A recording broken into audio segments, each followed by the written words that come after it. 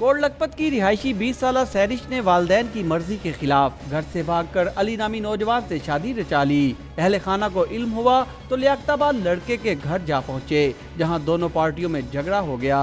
इस दौरान लड़के के मोहल्लेदार इकट्ठे हो गए और लड़ाई का सारा गुस्सा गाड़ी पर निकाल दिया।